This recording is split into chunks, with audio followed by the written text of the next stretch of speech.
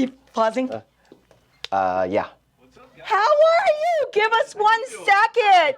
We were just talking about you. You want to move it over? Yeah. No, go ahead. We were just doing a podcast. Come on in. We're having some wine. No, you're good. Come in. You're good.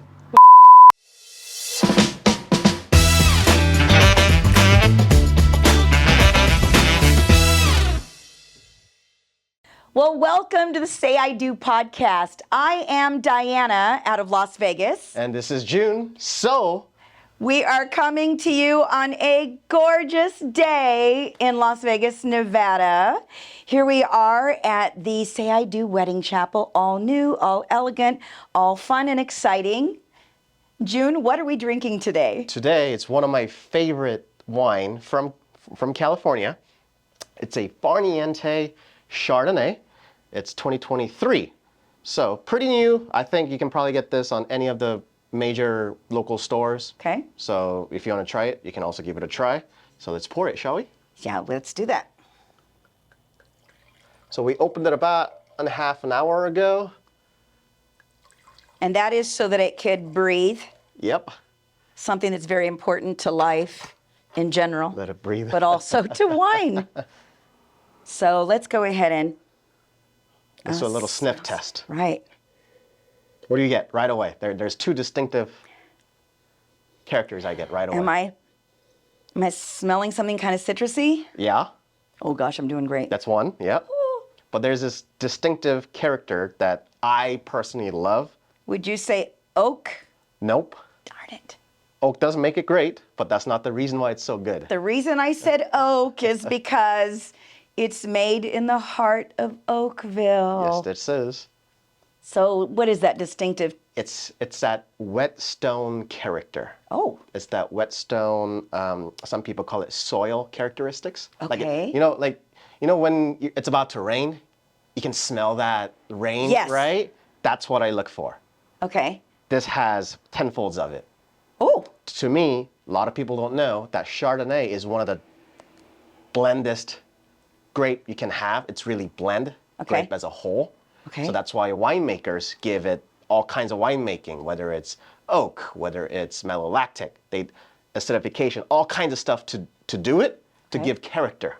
okay. Now, but that's also the reason why a lot of Chardonnays, especially in New World, are manipulated up to wazoo to give a low quality Chardonnay some kind of taste. Okay. And I don't want to name any of them, but Right. you know which one they are. Yes. It's very popular wine, and every time I see people drinking it, it breaks my heart because I'm like, at that price tag, not that that wine itself is bad, there's definitely market for it, but to me, at that exact same price tag, there's so much better wines out there. That's me, Okay. right? Because it's at the end of the day, it's all about value, right? Sure. And why don't we tell our friends about how much the bottle of the Farniente is? So this particular bottle, you can get it for about roughly, give or take, $60. Okay, So very nice. Plus or minus $10 to $15, depending on, because they can do sale, or if you get directly from winery, or if you're a wine club member, that's all kinds of different ways of reducing your wine cost. Me personally, I am their club member, because Farniente / Nickel and Nickel, they are the reason why I fell in love with Napa Valley wine. I love that. And then from there on, it's been a whole journey of other great wineries like Bueller, Heights, Opus One, all the other great ones out there. But this was the reason why I started going Napa for. Now, you said it's because of its character. I'm going to say I've been called a character from time to time. So cheers. Let's Cheers give it a to shot. that. Yeah, absolutely.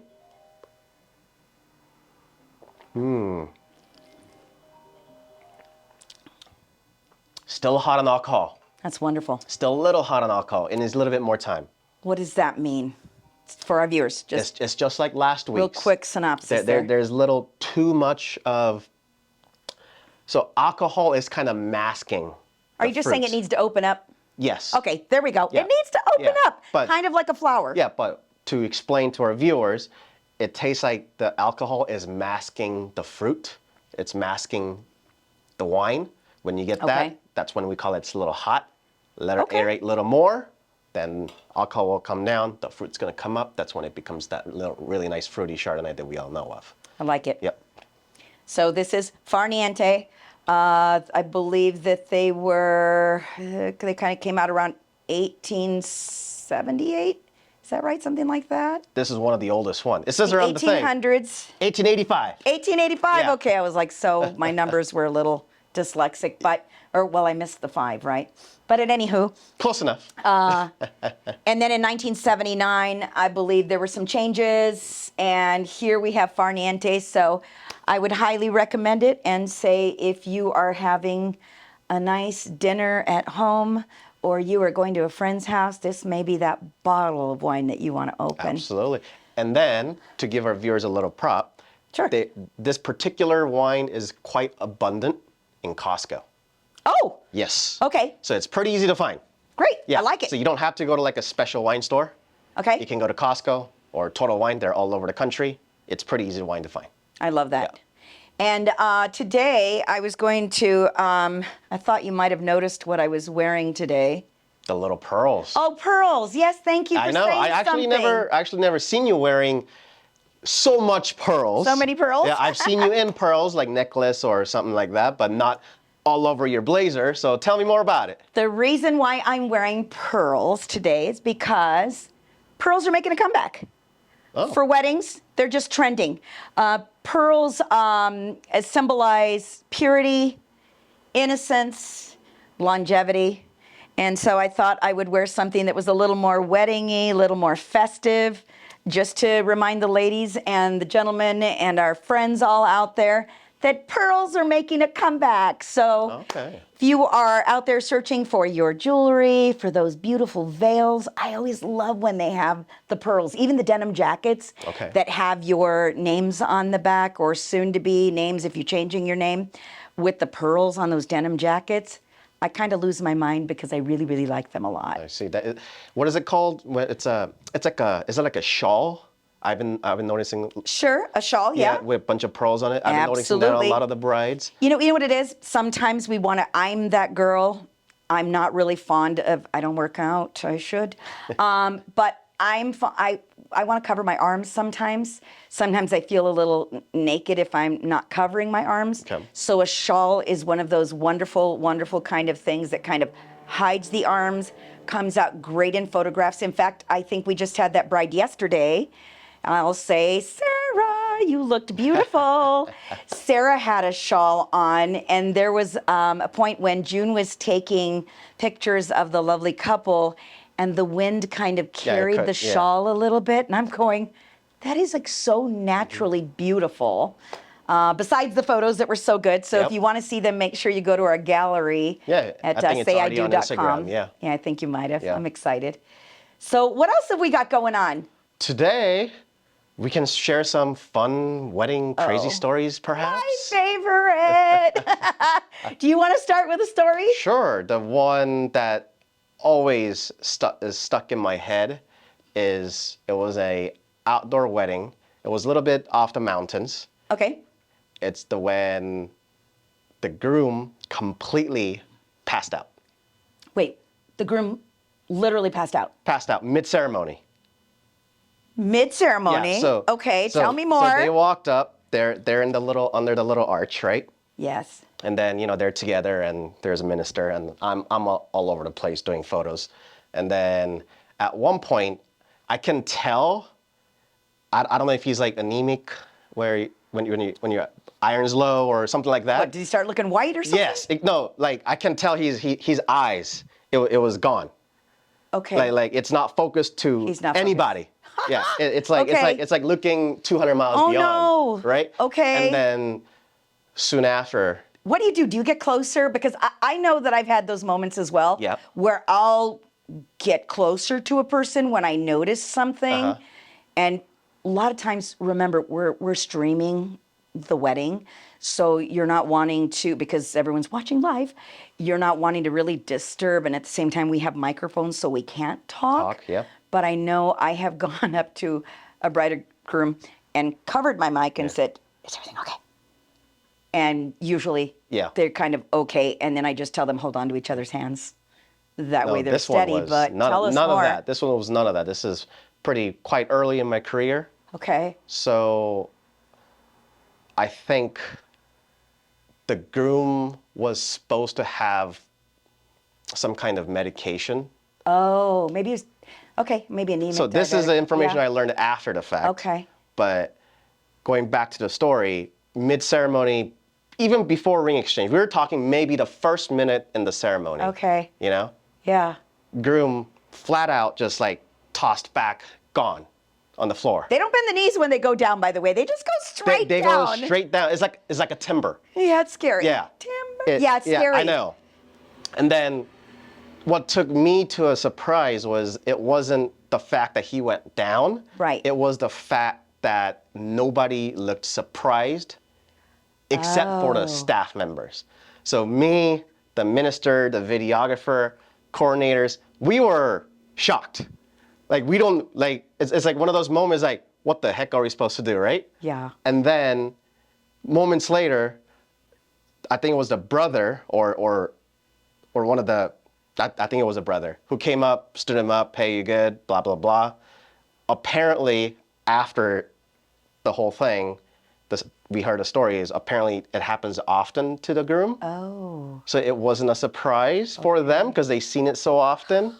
Yikes. Okay. But then at the same time, like, isn't that a health hazard? Right. Or something you should have told us just in case? All right, so here's the big question, right? Yeah.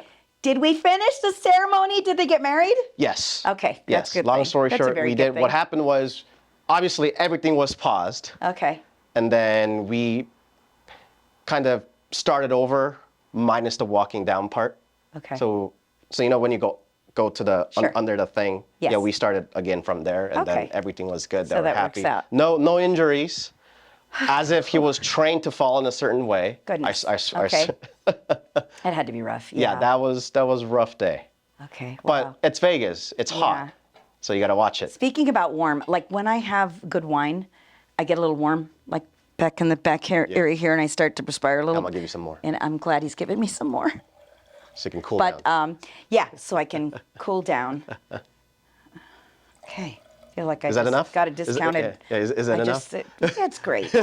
Sure, thank you. It looks like you're checking for how I'll much you got. finish this in just a moment. Yeah, that is really quite nice. I can just imagine. Actually, imagine that. I can just, our couple just came in that we were bragging about. Hold on. Okay, so we're back. The lovely bride I was just telling you about yesterday, who had the shawl on that was blowing in the wind that looked so gorgeous, they just came back to say hi again and tell us what a great time they had yesterday. That was awesome. They're adorable. Yeah. So that's why we had to cut and then come back. Yeah. At any rate, so Where were we? I where were forgot. we? I talked about the groom passing out. Yes. How about yours? Oh, my story. Okay. So I've worked all over the city, everywhere, all over. And one of the stories I recall was a photographer goes out for an off-site ceremony, and he is, he's excited to do his thing. He's kind of a shy guy, quiet guy, and he shows up to the hotel to photograph the bride, and the bride answers the door, and she's dressed a little risque. I mean, she looks a little risque in what she's wearing. In other words, kind of lack of wearing too much. He's just assuming, he's used to it. She's getting ready anyway. I'm going to do some pre-ceremony photos, just her. Like getting ready and stuff. Yeah, right? that whole kind of moment. Then he's positioning his camera. He's ready to take photos. He's ready to do his thing. And she goes ahead and takes off her robe, and she's has no clothes on. Yeah, no clothes on. That's what I said. Yes, naked, in her birthday suit. And he proceeds to take photos because he was he didn't know what to do. And I guess at the end, she had thought that the pre-ceremony photos were boudoir shots. For those of you that don't know what, it's a French word, right? It's basically sexy shots of a woman, and in very risque clothes or lingerie, basically that kind of thing. Very sexy photos. Usually women do that for their Husband. boyfriends, husbands, for themselves, honestly, too, to just feel good because you're at a good point in your life and you're looking good and feeling good. And yeah, that kind of happened. So that would probably be one of my stories. That's So a the little photographer highlight. walked in with no notice. Well, whatsoever. yeah. I mean, he just he thinks, okay, we're just doing pre-ceremony shots. Yeah, and, which is getting ready, Right. putting veils on, putting the dress on, right. or And she took whatever. the robe off. Yeah, And there was nothing on under the robe. So anyway. I would have walked right out from there. Anyway, but this is the industry. Yeah. So we love what we do. If we can just remind you of that, and if you do come down and see us, there's so many little local businesses around the area, pretty fabulous. We do have. We're right across the street from. Can I just say it? From Canistars. So if you have your need for little weed, they're right across the street. And Pawn Stars right across the Yeah, Rick's right up the street at Yeah. Pawn Stars. Such a nice guy. I think I've mentioned that before. Tattoo shop across the Oh, yeah, Wolf Tattoo. Quite well known, let me tell you. They're busy. They are Yeah. so fabulous. So they're just 2 doors down. There is a little cigar shop also if you need that. And then this morning, I told Steve, that I would do a little shout out to the New York Bagel and Bakery, Bagel Bakery over on Rancho in Charleston, which is just about maybe a little 5-minute drive away. Their breakfast sandwich was to die for. So I say to Steven, I'm not sure if he's the owner or the manager. I said, I'll come back and say hi, but I just wanted to give him a shout out. I said, so what sandwich should I try? And he literally said, hey, I'm 400 pounds. They're all good. So I will tell you right now, their breakfast sandwich with the ham, oh my gosh, so good. It was fabulous. So if you're in the area. I scarfed it down in like minutes. Yeah, you kind of did. He actually asked and he said, well, is there a reason you didn't bring 2? Exactly. It was that good. And he had his first bialy. Being from New York, I'm surprised. I love a bialy, but he is from New York. It wasn't first time having it. I just don't remember the term of it. Oh, the name of Yeah. it. Okay. Yeah. A bialy is my favorite. So good. But as we're wrapping up, we just wanted to say thank you for tuning in. We'll have more exciting things on our next podcast. Yeah. But again, thank you. Maybe a guest speaker. What's that? Maybe a guest speaker. And maybe a guest speaker. Yeah. And hey, what do they say? Cheers to wine, love, and weddings. See you next time.